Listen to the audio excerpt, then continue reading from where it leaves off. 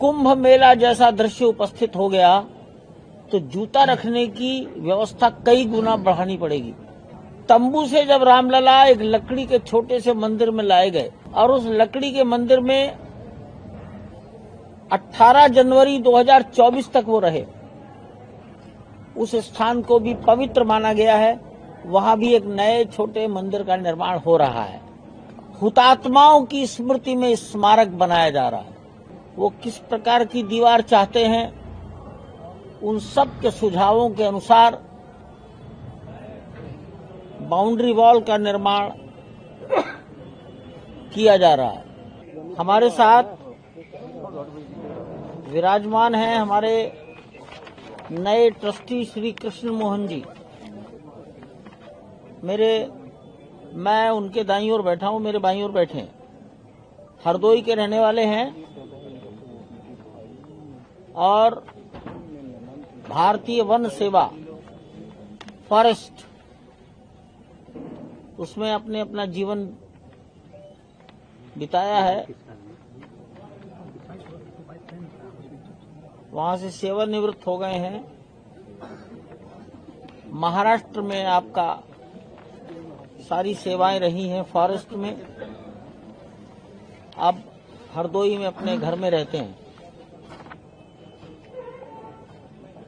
9 सितंबर की ट्रस्ट की बैठक में आपको ट्रस्टी घोषित किया गया था।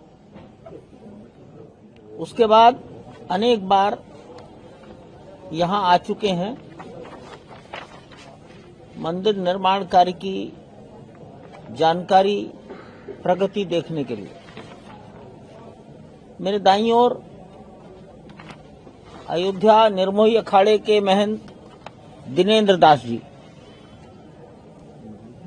सर्वोच्च न्यायालय ने अपने आदेश में लिखा था कि भारत सरकार जो ट्रस्ट बनाएगी उसमें एक स्थायी ट्रस्टी निर्मोही अखाड़े के होंगे,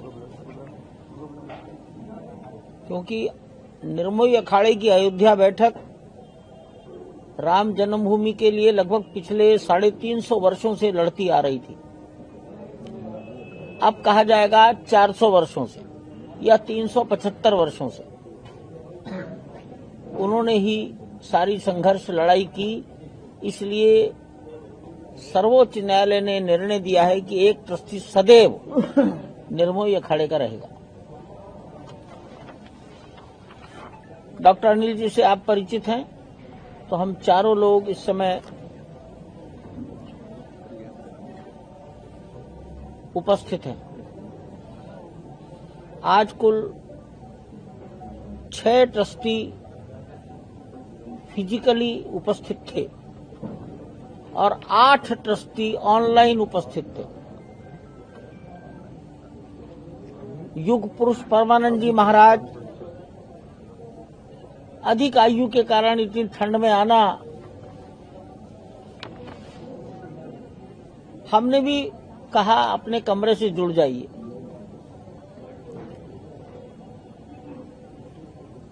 जगत गुरु शंकराचार्य वासुदेवानंद सरस्वती जी महाराज प्रयागराज से, वो भी वहीं से जुड़ गए। गोविंद देवगिरी जी महाराज संभवतः बंगाल में कहीं थे। बंगाल से आना और एकदम जाना एक ही दिन में संभव नहीं हो रहा था, इसलिए वो भी ऑनलाइन थे। उडुपी पेजावर मठ के जगतगुरु मध्वाचार्य विश्व प्रसन्न तीर्थ जी महाराज अभी 26 दिसंबर से 1 जनवरी तक अयोध्या आने वाले हैं। तो 13 दिसंबर को आना, फिर जाना और 26 से फिर आना। इसके लिए हमने सुझाव दिया कि 13 तारीख को आप ऑनलाइन आ जाइए, बाद में आप 5 दिन यहां रहेंगे। वो अक्सर आते रहते हैं। श्रीमन केशव पाराशरन जी, श्रद्धेय पाराशरन जी पूरे समय 2 घंटे अपने कमरे में ऑनलाइन बैठे रहे।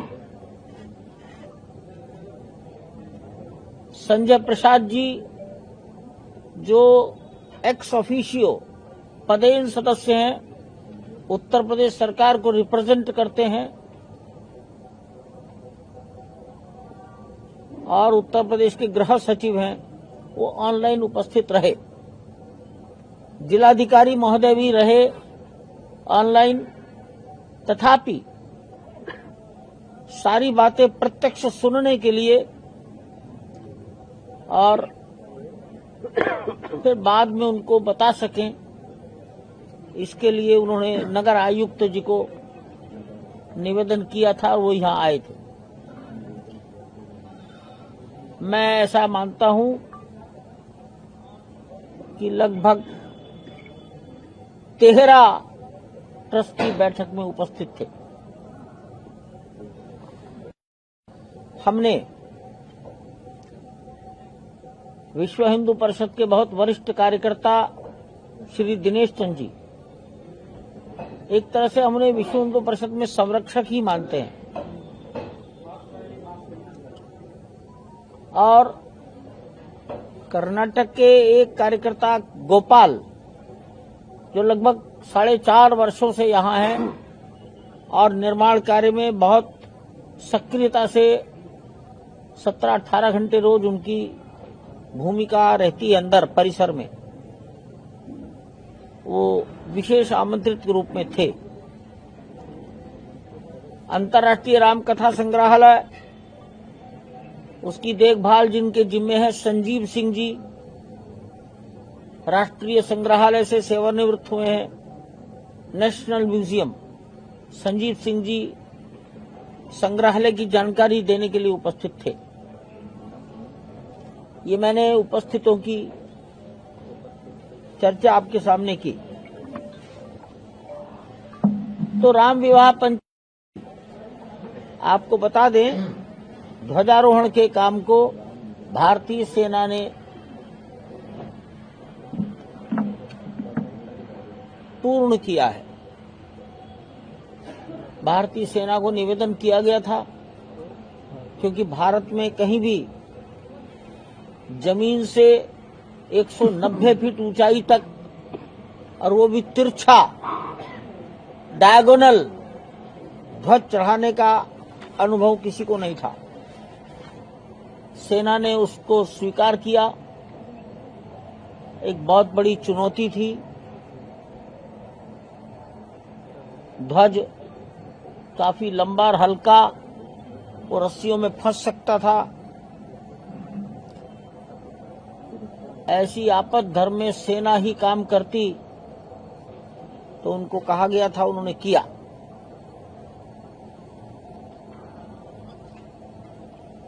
सेना ने आपद धर्म के लिए अपनी एक विशेष टोली को मंदिर के द्वितीय तल की छत पर बैठा रखा था। अगर कोई आपद धर्म आता तो वो मंदिर के शिखर की नक्काशी पकड़कर ऊपर चढ़ते और उस समस्या हल कर देते। ये एक बहुत बड़े जीवन को खतरे में डालने वाला काम उन्होंने किया। उसकी आवश्यकता ही नहीं पड़ी, लेकिन सेना के प्रति तो देश को कृतज्ञ हमेशा ही होना चाहिए।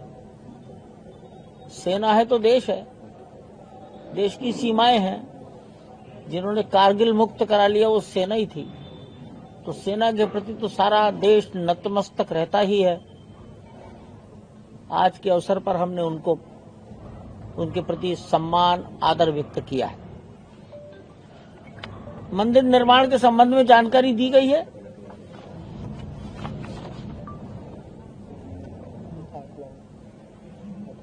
कुछ काम जो अभी चल रहे हैं वो भी बताए गए। उदाहरण के लिए कुंभ मेला जैसा दृश्य उपस्थित हो गया तो जूता रखने की व्यवस्था कई गुना बढ़ानी पड़ेगी। तो वो जूता घर वो अभी 2 स्थानों पर बन रहे हैं, वो अभी हैंडओवर नहीं हुए। वो जब बन जाएंगे तो शायद हम 25,000 लोगों के जूते सुरक्षित रख सकते हैं। मैं शायद लगा रहा हूं, बाद में सब होगा। 25,000 at a time, 25,000 at a time. और एक व्यक्ति दिन भर, एक व्यक्ति 1 घंटा 2 घंटे में बाहर निकल आएगा, तो एक स्थान का उपयोग दिन भर में कम से कम 7 बार होगा। तो 2 लाख, पौने 2 लाख लोगों का जूता दिन भर में बाई रोटेशन रखने की ट्रस्ट की तैयारी आज है। शेष हरी इच्छा बलवान। ये अभी निर्माणाधीन है। तंबू से जब रामलला एक लकड़ी के छोटे से मंदिर में लाए गए और उस लकड़ी के मंदिर में 18 जनवरी 2024 तक वो रहे, उस स्थान को भी पवित्र माना गया है। वहां भी एक नए छोटे मंदिर का निर्माण हो रहा है। उसी के पास एक हुतात्माओं की स्मृति में स्मारक बनाया जा रहा है। 500 साल में, 497 साल में न जाने कितने लोगों का जीवन उत्सर्ग हो गया।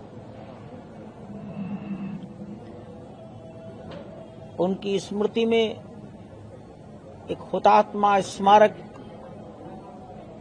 अंदर निर्माण हो रहा है, वो भी निर्माणाधीन है। शेष परिसर की चारों ओर की 3.4 3.5 किलोमीटर लंबी बाउंड्री वॉल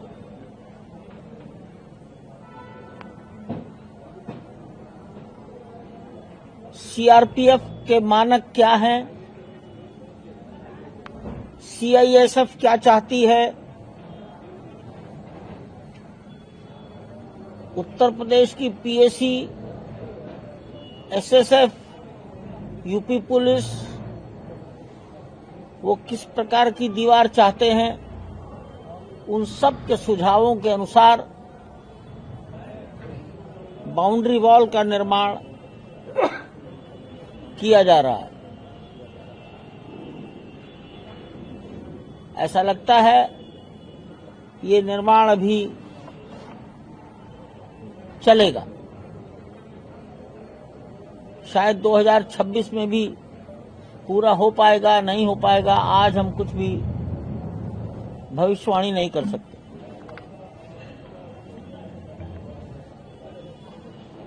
सत्तर एकड़ के दक्षिणी दिशा में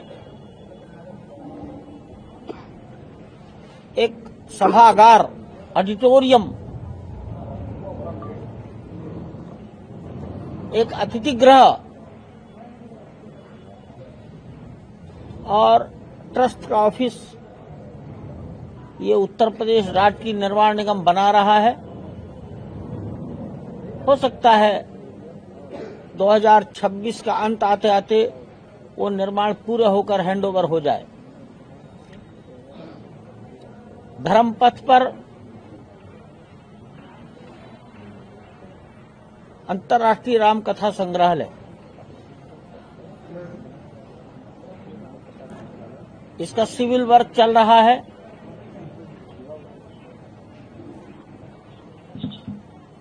अंतर्राष्ट्रीय शब्द सार्थक करेंगे। आईआईटी मद्रास उसमें योगदान कर रहा है।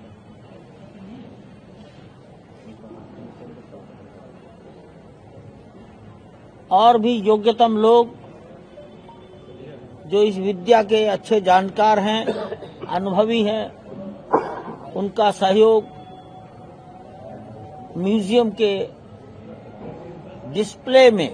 डिस्प्ले पार्ट, अभी तो सिविल वर्क है, उसमें लिया जाएगा।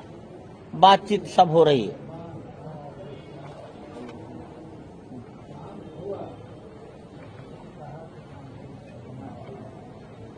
31 दिसंबर को रामलला के विग्रह की प्रतिष्ठा का दूसरा वर्ष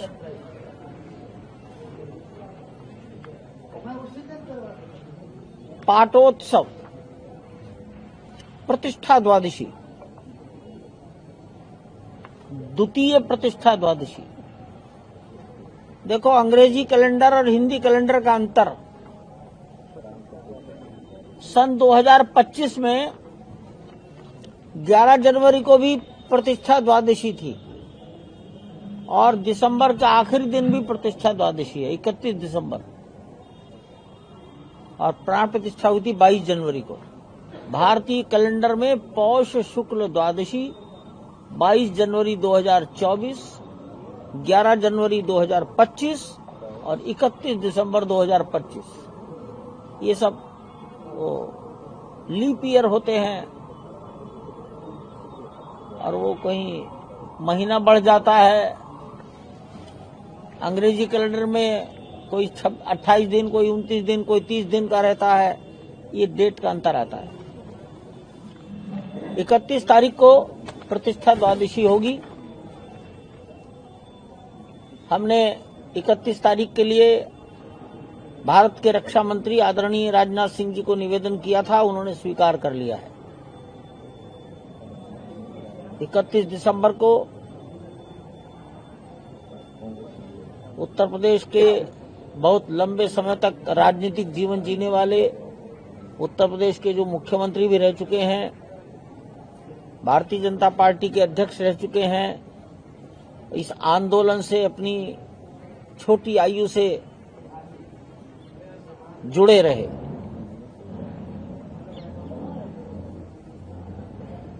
उनको निवेदन किया कि आप आइए, तो उन्होंने स्वीकार किया है, वो 31 दिसंबर को पधारेंगे। जब देश के रक्षा मंत्री आएंगे तो हो सकता है मुख्यमंत्री जरूर आए, ये मैं हो सकता बता रहा हूं, अभी बात करेंगे जी। ऐसा तो हो ही नहीं सकता, लेकिन जिनको प्रदेश और देश संभालना होता है उनके पास तो न जाने कितनी चिट्ठियां रोज आती होंगी। खैर, राजनाथ सिंह जी आएंगे आपकी जानकारी के लिए। उडुपी के पेजावर मठ के आचार्य जगतगुरु मध्वाचार्य 27 दिसंबर से 31 दिसंबर 5 दिन का पूजन करेंगे।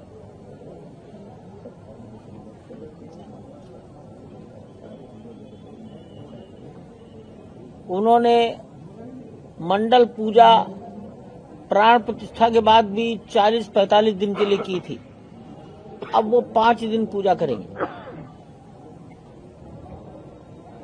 जगतगुरु रामानंदाचार्य स्वामी राम दिनेशाचार्य जी महाराज से निवेदन किया गया है, वो भगवान का गुणगान करें रामचरितमानस के आधार पर, तो राम कथा होगी। कानपुर की एक टोली है जो संगीत में अखंड पारायण करती है मानस का, वो भी अखंड पारायण करने के लिए आएंगे। अनूप जलोटा जी को निवेदन किया गया, उन्होंने भी स्वीकार किया, मैं भी आऊंगा।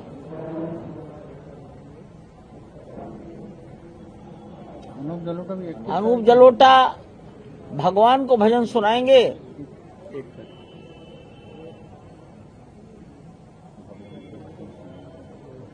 और आप जानते हैं कि इस प्रकार की विद्या के लोग कुछ न कुछ मान धन सम्मान राशि पारिश्रमिक तो कहना ठीक नहीं है, लेते हैं, लेकिन हमारे यहाँ इन्होंने मना किया, हम भगवान से कुछ नहीं लेंगे, वो हमें देगा और अन्य प्रकार से।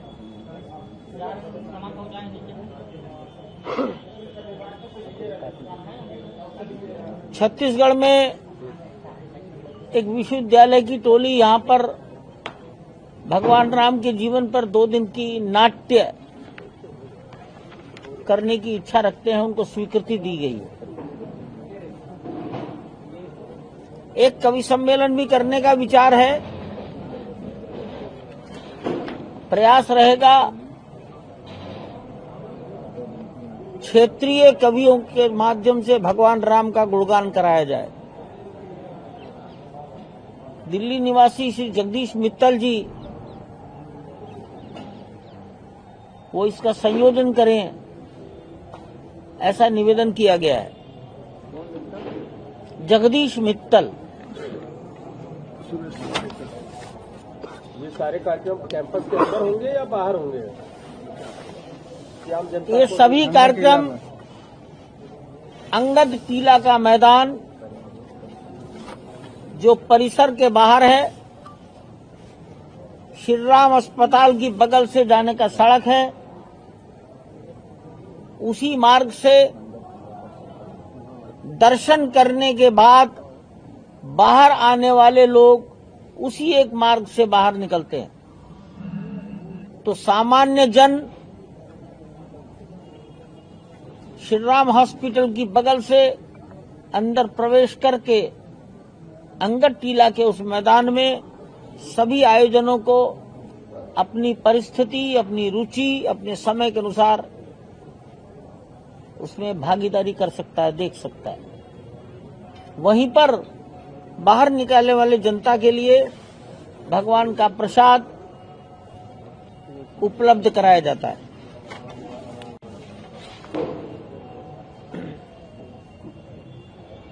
सुरेश वाडेकर जी मुंबई के गायक हैं, उन्होंने भी आना स्वीकार किया है।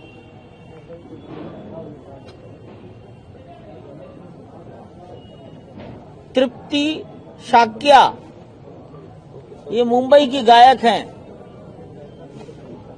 उन्होंने भी स्वीकार किया है।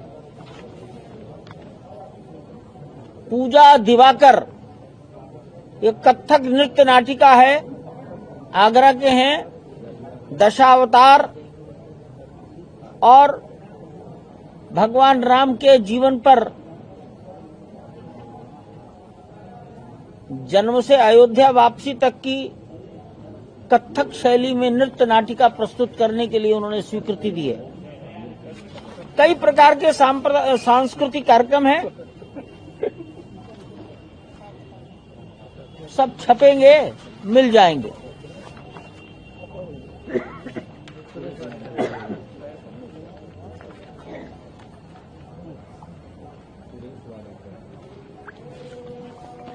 एक अन्य कार्यक्रम का विचार हुआ है।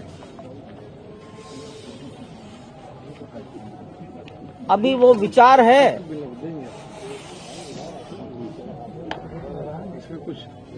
वो विचार है कि जितने भी प्रकार की संस्थाओं ने, छोटे छोटे वेंडर्स ने मंदिर निर्माण में छोटे छोटे काम किए हैं। किसी ने मिट्टी हटाई है, खुदाई की है, जीएमआर ने ग्रीनरी की है। लगभग कल्पना ऐसी हो रही कि 400 व्यक्तियों ने तरह तरह के काम किए हैं। छोटे छोटे ठेकेदार होते हैं, छोटा छोटा काम ले लेते हैं। इन 400, मैं 400 संख्या बोल रहा हूं, आप 400 मत लिखो, सभी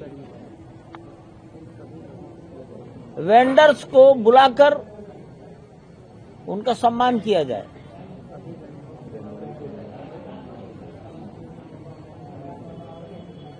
ये सम्मान 19 मार्च भारतीय संवत का प्रारंभ है। भारतीय कालगणना का पहला दिन, संवत, नव वर्ष का पहला दिन। महाराष्ट्र में इसी को गुड़ी पड़वा कहते हैं, दक्षिण भारत में इसी दिन को युगादि कहते हैं, युगादि, युग का पहला दिन। उत्तर भारत में वर्ष प्रतिपदा। इसकी चर्चा हुई है, स्वरूप अभी फाइनल होगा,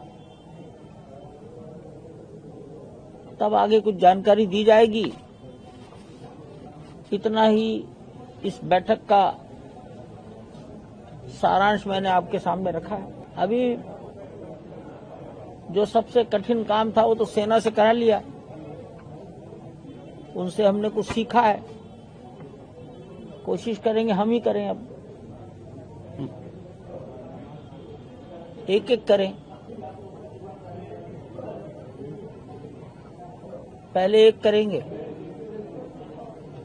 उसके आधार पर धीरे धीरे करेंगे, और जब करेंगे तो उसके बारे में आपको सबको बताया भी जाएगा। इसी प्रकार सभी मंदिरों में दर्शन, इसके लिए भी हमें प्लानिंग करनी होगी ताकि किसी प्रकार की भगदड़ ना हो, किसी को चोट ना लगे, लाइनों में लोग जाएं,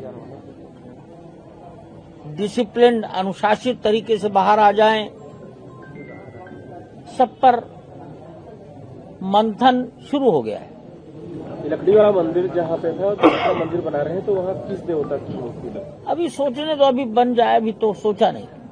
केवल वहाँ मंदिर बन जाए, और मंदिर बनने का मतलब वहाँ कोई देवता होंगे, मंदिर बनने का मतलब वहाँ रोज पूजा होगी, सब कुछ होगा। परिसर में क्या परिसर में कोई डिवाइडेशन भी हो रहा है? ज्ञान जन्मभूमि परिसर में कुछ ऐसा? क्या बात है, तुम्हारे घर में बंटवारा हुआ है क्या कभी? नहीं, हमारे घर में नहीं हुआ। बंटवारा बोला कैसे? परिसर को दो भागों को ऐसा। आवाज भर का काफी है कि नहीं? नहीं, परिसर को दो भागों में। नहीं, कोई ऐसा कहाँ भाग आप लोग कर रहे हैं? बताएंगे जरूर बताएंगे, आज नहीं बताएंगे, अगली बार। नहीं, आप एक बार बताइए। एग्री किया था श्रद्धालुओं के लिए बनाया जा रहा है, वो कितने श्रद्धालुओं को रुकने की व्यवस्था होगी? कहाँ पैसे भी बना रहे हैं क्या? भूतों का जो आप बता रहे हैं, अतिथि गृह में रात्रि निवास नहीं होगा। विश्राम गृह है, अतिथि निवास में परिसर के अंदर रात को केवल सुरक्षा, सीआरपीएफ। तो ये जो जिला प्रशासन और जितने प्रशासन की क्या अंदर ऑफिसें भी बनाई जाएंगी? नहीं, अंदर सुरक्षा, अंदर आज भी पिछले 30 साल से 33 साल से वहाँ पर हुतात्मा है।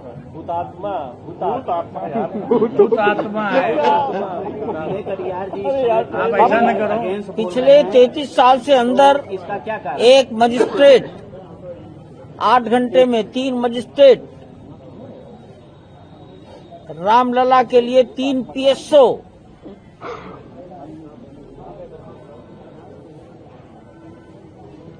एक एडिशनल SP सिक्योरिटी,